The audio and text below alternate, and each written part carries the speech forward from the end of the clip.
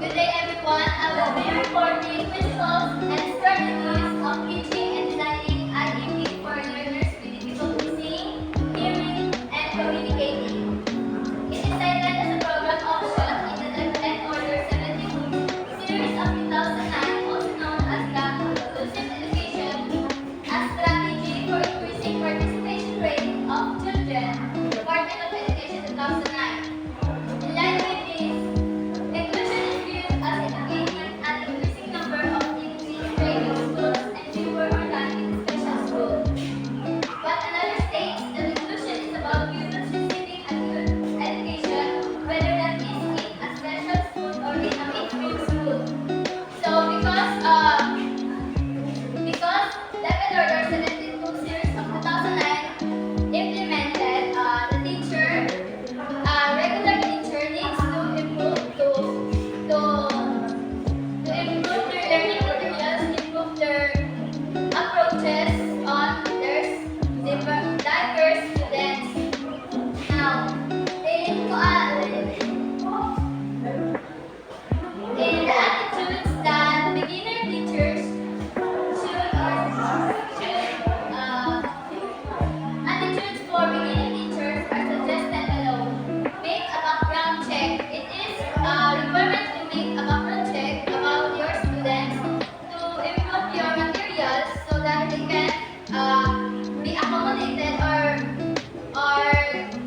your the learning materials will be modified for them to learn more and to be well more so that students with difficulties can be more accommodated. Establishing rapport. Rapport means to have a harmonious relationship with your students or the children so that they can approach you more when problems come to them. Adhere to the people first policy. It is a requirement to first acknowledge that they are a person with difficulties. Example is kaning kuan ka man when you talk about someone who have difficulties, you first acknowledge that they are a person and lahi gyud ang lain gyud na isulti dahil ang iyang disabled nga like mga pangsumot nga common yun sa ato. Now, treat them as you treat other regular students because mas malain nun yun for the students with difficulties that they have special treatment. They want to be like ordinary students who can be treated regularly. Education approaches. In response to the diverse needs of learners in the classroom, it is apparent that teaching strategies should also be diverse. Learning with blindness. Teaching learners with difficulties seeing are through the use of non-visual senses, such as sound, tactile, and manipulating materials. Now, braille is a tactile reading and writing system and is the primary means of literacy for learners who are blind. Braille is read by moving the fingers from left to right along each line. Braille is useful for students with blindness so that they can more learn about our world, learn an example of Braille is Braille, right? Braille. Sige, Braille. It's kuan siya first nagbabasa ng tanong sa ato same lang sa ato mga how sa ato nagbasa nato and pagsulat nato dili sa from left right to left Braille. Right, linya na siya tapos naa sila naamagin sila yung way para makabasa dito siya. Di ba sa bani kay napay natin mga dila sa kwarta mo dila. Oh yes, namin. Oo, katong para makakala sa sa amin. And with technological aids, these are materials that develop with STEM made readily available to those learners with blindness. An example of this is with now if a regular person can have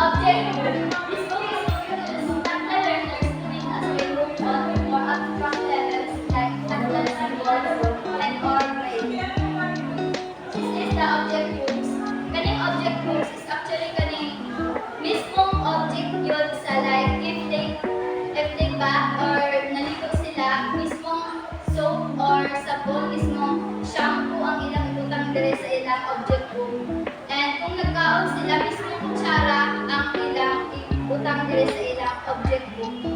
Now, routine book is an organizer of learners' classroom activities where step-by-step procedure is done, turning one page to the next so routines to facilitate a page. Now, routines, this is practice routines book because most of the time sa mga learners with blindness as they grow old, as they become an adult, it will become a routine to them in their everyday life to know kung asa sila kadulong sa everyday nila kung asa dapat sila mag-turn, kung mag-walk sila nga sila asa sila dapat po makaluluto, makakusapan ng ilang routine sa ilang kinabuhi. Now, tempo is a book that focuses on an area and uses to supplement instruction on a particular topic such as demographic news, information, regions, Philippines, flag, and others. Expanded core curriculum. This curriculum is included orientation and mobility. Orientation is about knowing where you're headed and how to reach a place with the use of information available in the environment. Mobility refers to the ability to move safely and effectively from one place to the next. Learners with blindness often use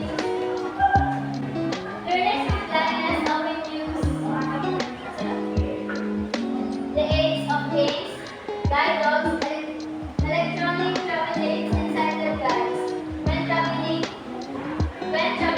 And paano mo attach ako video about how to be a sighted guide sa mga learners Yes, actually pwede kita guide sa yes, pwede po ang Yes, usually ito ang ginagamit ng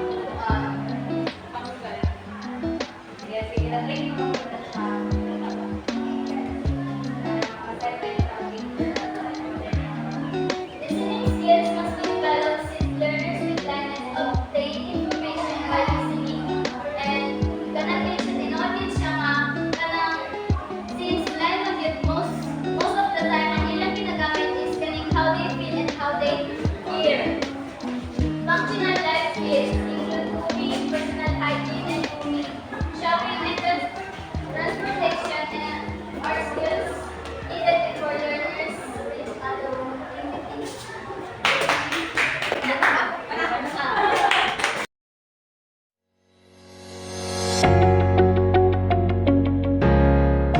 Hello, I'm Dr. John Russell with the Center for Sight and Hearing. In this video, we're going to review what it is to be a sighted guide.